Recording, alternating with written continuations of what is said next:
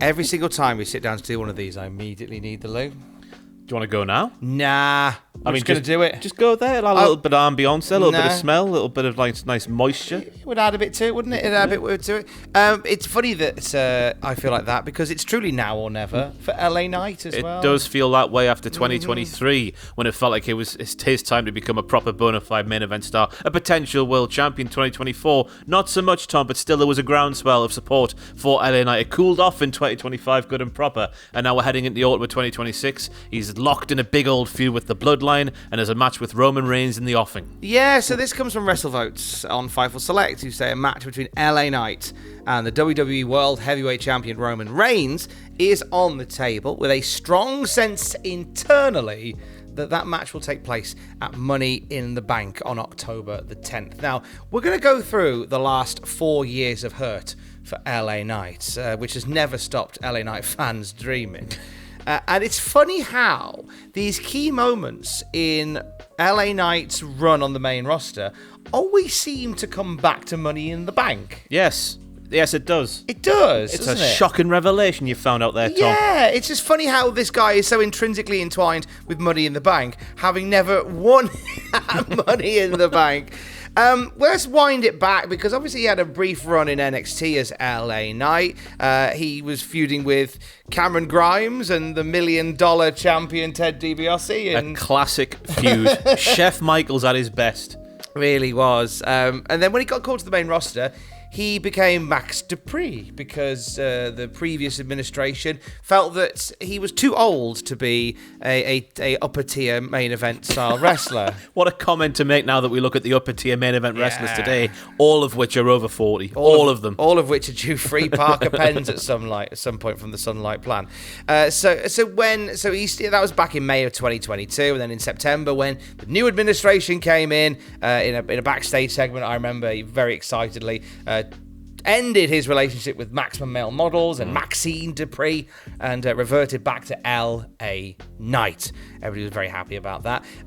Then Royal Rumble came around and we had that weird pitch black match with Bray Wyatt. I mean, it looked fantastic with the neon lights and whatnot, like the old, for want of a better phrase there, Tom, the cum lights. Cum lights. You know, in a hotel room, you want to see if your mattress is clean or not? Oh, yeah. That kind of thing was going on, wasn't it? I do love a cum light match. That's the way we go.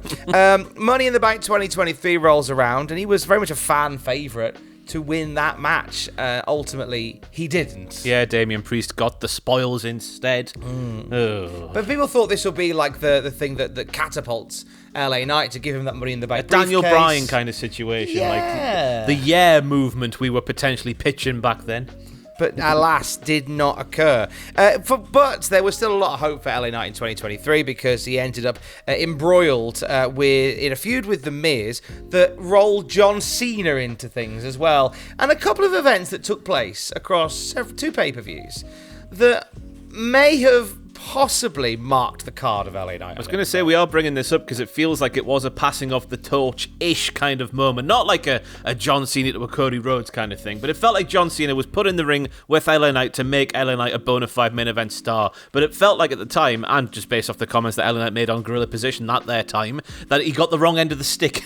Very much so. So we had LA Knight beat The Miz. WWE Payback 2023. John Cena was the special guest referee for that match, and there was a bit of a plan for afterwards for Cena to raise LA Knight's hand.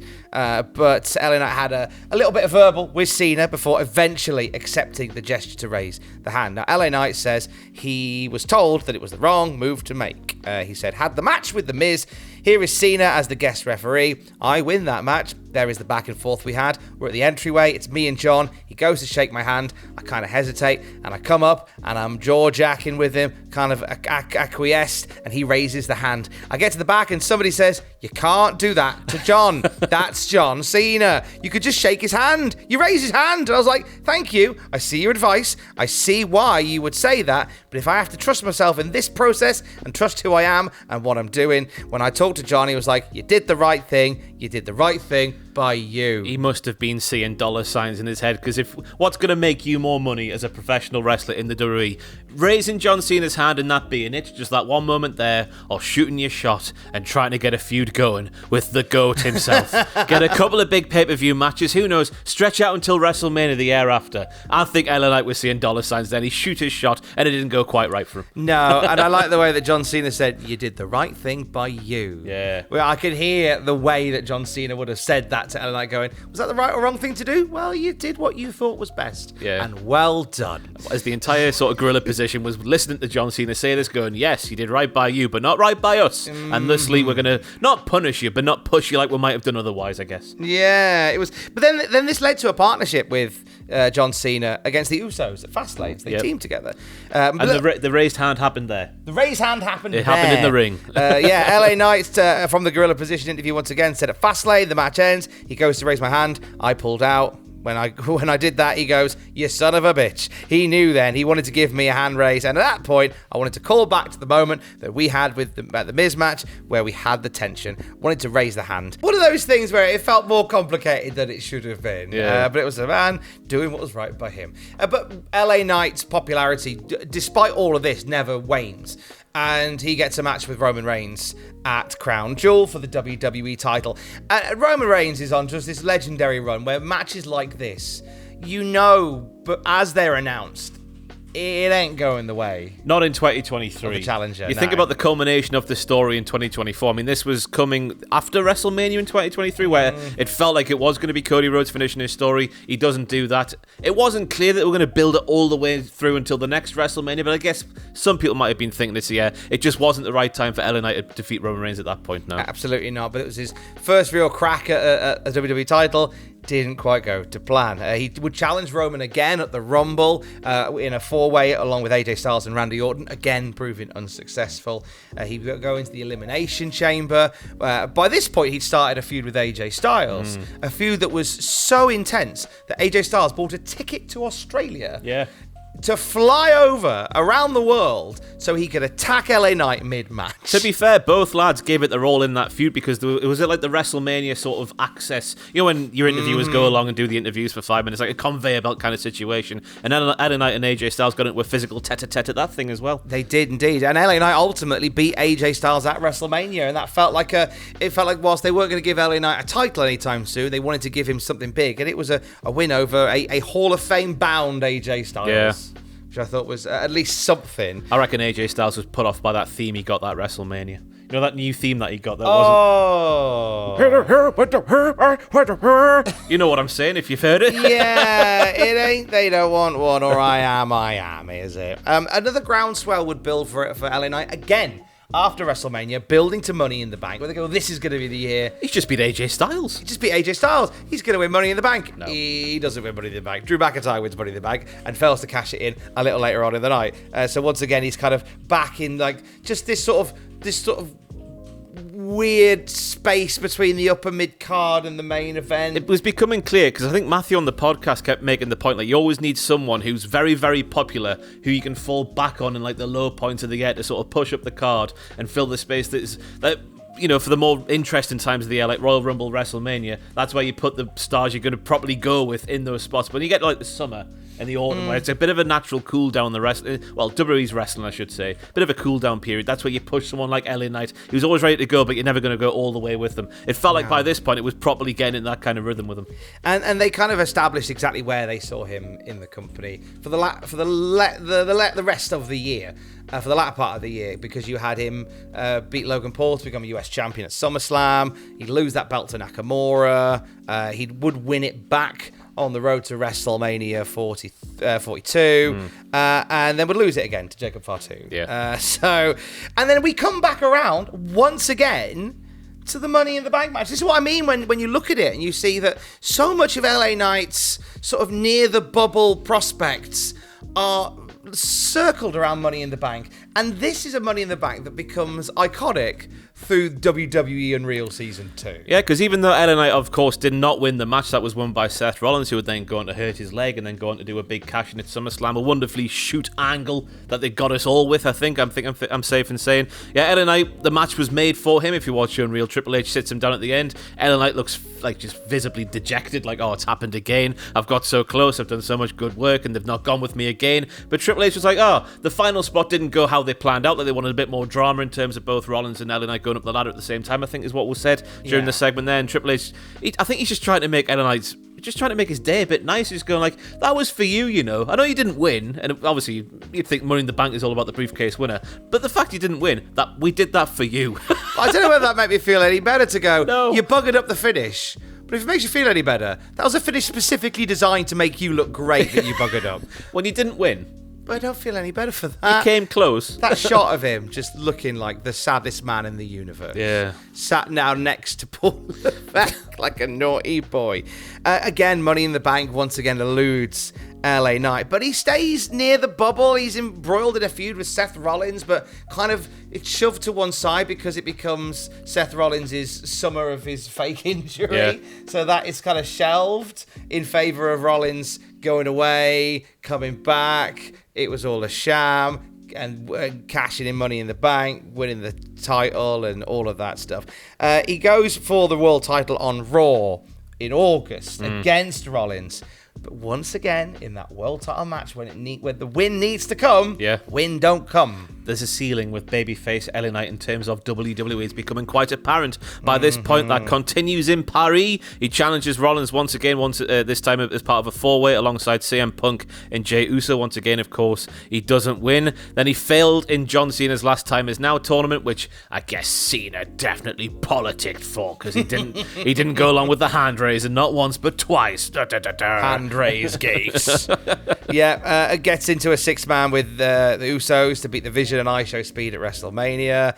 Floats around with the Bloodline. Farts around with Solo Sikoa and Royce Keys at SummerSlam. Another six-man. To be fair, the wrestling bits he's done, while there haven't been like sort of clear direction-wise, there's always been like Bloodline adjacent what he's been doing in more recent times. Yeah. The matches have been good. Like that six-man at SummerSlam on paper is not a pay-per-view match, but what we saw during the match, it was a very, very good six-man. I enjoyed just the big lads beating each other up in a very, very physical way. Here's the thing, I do enjoy LA Knight's presentation. I enjoy the promo work. I enjoy when he's in there, like the matches are really good, but there is this worrying pattern around LA Knight that we have talked about in this video for the last couple of minutes, in that LA Knight can pick up these wins when they are sort of televised moments or inconsequential multi-person matches, but when it comes to that big match, that big title match moment, obviously he's had 2 US title reigns, put that there, but when it comes to that big world title match, he can't finish his dinner. You know, I mentioned 4 years of Hurt, Never Stop Your Dreaming. It's almost a comparison to the Three Lions in that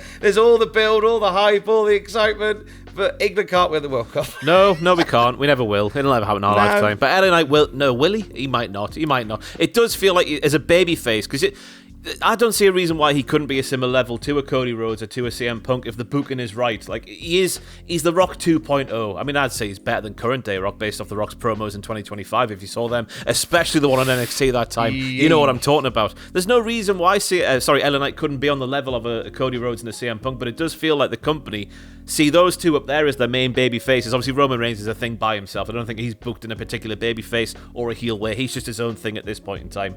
Rollins, he's like the modern day Big Show in terms of heel turns and face turns. So who knows what he's doing? But it feels like LA Knight has been consistently a babyface since he became LA Knight once again on the main roster. But there is that ceiling that makes them stop going to that next level where you Cody Rhodes and Punk live, and I don't get that. And you could argue, well, hang on, the fact that he gets such great reactions all the time, that should be all the company need to hear. And in fact, it's just going to sound a bit strange, but I feel that constant support that LA Knight has had through the good, through the bad, through the ugly, I think is now a deficit to him, because the company have gone, no matter what we do with this guy, he's always going to shift merch, people are always going to cheer him. They're always going to sing along with LA Knight, Shoes of a Champion. They're always going to do it. So we don't need to give him the title because people love him anyway. People pay to see him anyway. So why should we give him a title run? I guess you're right there, Tom. Isn't that awful? And I guess it feeds into what Matthew was saying on the podcast. Again, you always need someone to fall back on if there's someone missing in the upper echelons of the card, which leads me to the question, is it about time, even though all the noise from crowds around the world says otherwise, is it time for an LA Knight heel turn? Because you look at the proper bona fide heels at that main event level scene. Gunther. Proper main event level. Gunther. Yeah. Like everyone else is sort of like either tweener or babyface, aren't they? So is it now time for LA Knight to penetrate that proper main event level status by turning heel? Because he could change nothing about his presentation, nothing at all, and it all lends itself to being a heel. It's like The Rock. If you look at him like the chosen champion by Vince McMahon, that was a heel to begin with, but he was just so entertaining as a heel, he naturally turns babyface, doesn't he? Yeah. It's very much the same as LA Knight, but obviously you're going to have to do a bit more debauchery here and there with like his booking and whatnot. Yeah. But he doesn't have to change anything to become a heel, so maybe that's what we need to do to get him up there. Because as I say, in terms of a proper main event level heel, there's a little bit of a gap up there. There is a big gap up there, so something needs to change here. But regardless, the current course for LA Knight is a match against Roman Reigns in September, and I have no hope that he will win it because I think Roman Reigns. I don't know where they're going with Roman Reigns and the bloodline stuff, but I don't think LA Knight is the end result, and that is, again, to me, that's damaging to LA Knight. Will that endless crowd support wane once this extra failed title shot occurs? Well, and there's another baby face in the mix now, because you're thinking the Roman Reigns stuff is leading to Roman versus Solo Sikoa, with the roles reversed from Tribal Combat on the Netflix debut a couple of years back now. So that's obviously, you would think that'd be LA Knight's slot, like Solo Sikoa. It's not the same as LA Knight, but it is like a new baby face on the scene who they do clearly have high hopes for getting up to the top of that card. And just the way the storyline's going, it feels like Solo Sikoa will knock off the sort of bloodline members one by one, then eventually get to Roman Reigns after. We assume on Monday he'll turn down Roman Reigns. That's got to happen. If that doesn't happen, then what are we doing here? It will never end. It will never end. But it's an interesting one. Maybe Solo and LA Knight are sort of in that same ballpark now. It's a race to see who can get there first. I wonder, the one thing they could do to kind of just ease a lot of worry for LA Knight fans, they did it with Sami Zayn this year, and AEW did it with Darby Allin. Could we not have like a short but sweet run for LA Knight? Because Roman Reigns isn't going for like the longest title reign ever this time around. This is the only thing that makes this upcoming match against Roman Reigns feel different, in that Roman isn't thousands and thousands of days deep into a title reign, and he's not en route to being the guy to help Cody Rhodes finish his story. Roman Reigns, I think, could afford to lose and win back a world title here. So you'll lose the title to, in my mind, Grande Americano, who will be a shock entrant in the tournament in Mexico. Then he'll win it back the next week. Then he'll lose it again to LA Knight, and then obviously win it back from LA Knight. I mean, Roman, they're going to be hot potato that title around in our world. It'll be fantastic. Do you know what? I'm all for a bit of hot potato title in. Attitude Era-esque. Yeah. I think if LA Knight wins that title from Roman, however they do it, but then ultimately loses it back maybe a month or so later, I think then you can always say, well, LA Knight was a world champion. It legitimizes him a bit more than he has been, because he's always the bridesmaid, isn't he? He always gets to that point. The bridesmaid. And he's never the bride. Never gets to don the proper white dress. We do stand LA Knight in this here office, but you've got to give him a title run or something now, because that is gonna. I fear that's gonna drop off. But it's a little bit of a trend in Triple H's booking as well. It's hitting that crescendo. Like, it felt like the crescendo for Friday night, in my mind, was like I was there inside the arena for Money in the Bank 2023. The place was going radio rental for him. That was the time to do it there and then, but they didn't do it. It goes up and down the card as well. Look at the sort of bloodline stuff. Certain things that happen in the bloodline. I don't know, what even dynasty? What's it called now? What's longer than a trilogy? A quadrilogy? A quadrilogy. A fouragy. A fiveagy. A quadrilogy. A sixagy. Whatever the hell. A legacy. Massive novel of the bloodline. They've missed a couple of crescendos in there. You look at Judgment Day as well. Triple H from time to time does miss when the moment just feels like something should happen. He goes, ha ha. We'll wait a bit longer. Then we'll say on Unreal we got him. But that's kind of indicative of a lot of the booking that Triple H had anyway. Like on the classic SmackDown review, Matthew and I have just watched SummerSlam 2003, where it felt like Goldberg should become the world champion. Yeah. But Triple H just like eked out a win in the chain, went, we're going to make him wait a bit longer. And then you finally had it at Unforgiven, where arguably it was a little bit flatter. Yeah. So maybe there's something to be said for striking while an iron's hot. Is LA Knight hot enough now to become world champion? He's not as hot as he was in 23 or 24, but he's hotter than he was in 25. So maybe there's a little bit more to go. I mean, they're going the right way again, because he had properly cooled off, in my opinion, in 2025. So they are getting there again. They just need to go with it. I don't know what they're always saying. Like, we always listen to the fans. We give the fans what they want. We put smiles on people's faces. We tell stories. Big old glug of water. You know what I'm talking about there. But at the minute, when it comes to LA Knight, they're just not, and they haven't done the entire time he's been on the main roster. Put a smile on our face. Yeah. Just give LA Knight a world title. Not even our faces. The chickadees as well. Think about the chickadees who like the red Corvettes. I'm going back to NXT LA Knight here. The best LA Knight. All the chickadees could not deny the Kavorka that came with the red Corvette, if you know what I'm saying, my players. Someone you do. think of the chickadee. Yes. Let us know what you think in the comments down below. We don't have a sign off for the couch videos yet. No, we don't, yeah. What do you want to do? Couch the way, I like it. So you've rhymed that. You've rhymed that with couch. Yep. I'm nothing if not brave. Yeah, that is brave. Some might say stupid. Thank you for watching. Up the LA Knight.